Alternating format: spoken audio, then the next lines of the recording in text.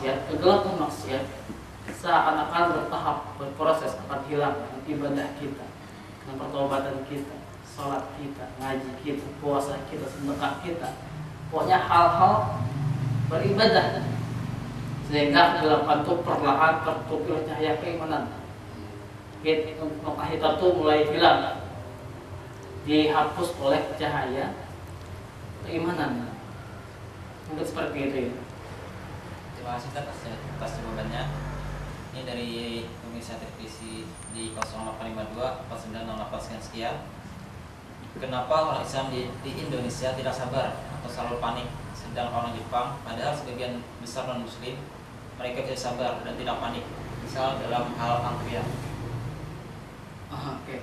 Tentang kesabaran ya. Iya, kesabaran satu. Kesabaran. Jadi di sini kalau dari nangkap pertanyaan yang perlu saya koreksi adalah bukan berarti orang Islam itu dan orang yang sebagian besar non Muslim itu masalah kesabaran berbeda. Tapi intinya masalah ini adalah tergantung dari faktor individu masing-masing. Ada orang Islam yang sabar gitu, jadi orang Islam yang kadang nggak sabaran. Ada orang Muslim yang sabar gitu. Itu juga sebaliknya gitu ya.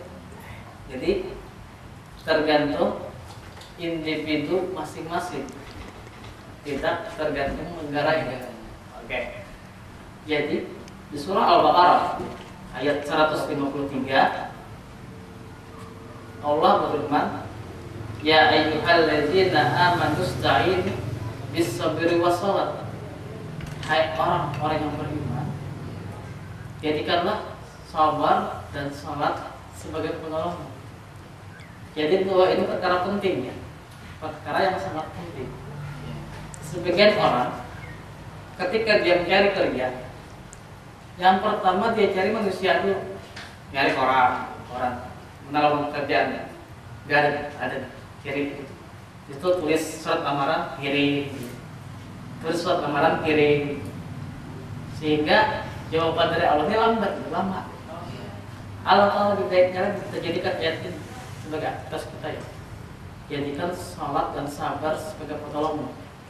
Ketika kita ingin mencari kerjaan, sebelum kita ya, melihat koran,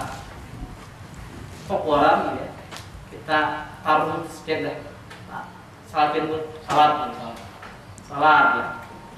Habis salat, baru kita ikhtiar ya, tulis pekerjaan, tulis lamar pekerjaan. Sebelum dikirim, itu upload, salatin lagi, salatin sabar gitu. Dan percayalah, dengan tahap ini insya Allah akan memberikan jalan yang terbaik. Saatnya kerja yang didapatkan pasti ada rezeki yang lebih baik yang dari kiri kanan, buka belakang atas bawah datang. Makanya saya pun juga insya Allah ini juga tetap memperbaiki diri ya. Saya biasa kalau pengen mengajar gitu ya, di kampus atau pengen apa yang pertama adalah salat dulu. Seperti saya ceramah ini ya, saya bukan ceramah di tausiah gitu, atau dialog gitu ya. Salat baru kita syuting nih. Makanya kita harus menomor satukan Allah. Kan banyak kan? Dua. Ada orang yang ikhtiar itu mentok baru ke Allah. Tuh mau gimana kan? Banyak kan ikhtiar baru mentok ke Allah. Mentok kan? Ada juga orang yang pertama Allah dulu, setelah ikhtiar. Hasilnya proses serahkan kepada Allah hasilnya. Nah, dia tenang. Bukan dengan cara buat ikhtiar, cari kerja, gaya ke Allah nih, itu mentok baru ke Allah gitu, banyak kan? Terus seperti itu ya. Jadikan sabar dan salat sebagai penolongmu. Oke, silakan. Terima kasih atas jawabannya. Ada saudara kita lewat via Facebook menanyakan, saya banyak mempelajari ilmu khususnya tentang agama dari buku, dan saking banyaknya buku yang saya baca, kemudian saya menemukan kalimat, barang siapa yang dulunya buku, maka kesalahannya lebih banyak daripada benarnya. Dan musibah terbesar yang menimpa penuntut ilmu adalah menjadikan buku sebagai guru. Jadi sekarang kan bilangnya Ustaz, banyak orang yang jadi kiai atau ustaz cuma berbekal kitab-kitab masyhur, syahih dan sebagainya. Menurut Ustaz, bagaimana nih Saya takut bilangnya kembali mempelajari buku-buku tentang agama dengan sendiri atau otodidak karena takut dalam mengartikannya. Oke, Jadi gimana Ustaz? ini pertanyaan yang sangat bijak. Sebenarnya kita tahu betapa pentingnya seorang guru, seorang ulama yang akan membimbing kita, bukan hanya di buku, gitu ya. Jadi ada sebagian orang yang berkata berpendapat barang siapa yang kuku jadi gurunya itu seperti berguru syaitan. Sebagian ulama mengatakan ini bukan hadis, tetapi Ibnu Rawani dalam kitabnya Al-Futuhat Al-Makkiyah mengatakan ini hadis. Nah, kita harus tahu juga tahapan hadisnya. Ada hadis mutawatir, ada hadis sahih, ada hadis palsu. Makanya kita harus perlu mengkaji hadis gitu. Berguru kepada para ulama gitu ya. Jadi Imam Syatibi ya dalam karyanya Al-Muwaffaqat dijelaskan bahwa perlunya guru ketika kita untuk ilmu. Karena kata beliau dalam kitab itu, ilmu itu berada di dada para guru. Ilmu berada di dada para guru. Kemudian ilmu ini terus ke kitab, tak ke kitab.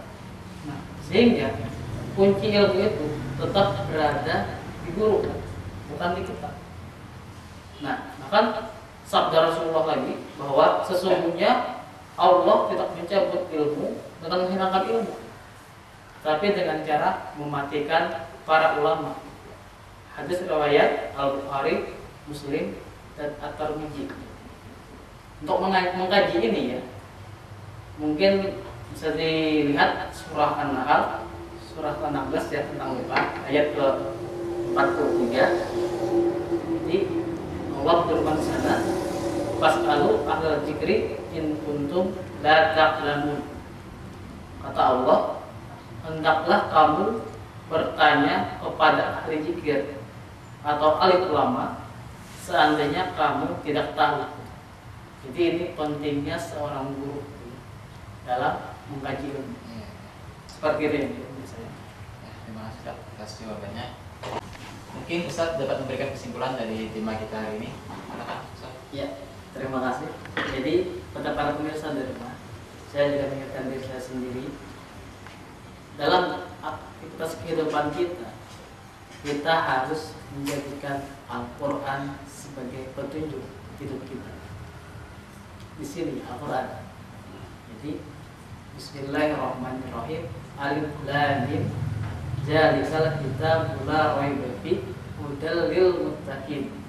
Al-Quran ini tidak ada keraguan padanya, petunjuk bagi orang yang bertakwa. Ada petunjuk sini, ada petunjuk. Maksudnya ada petunjuk, kalau nggak percaya. Untuk ada petunjuk, lanjut dulu ayat selanjutnya.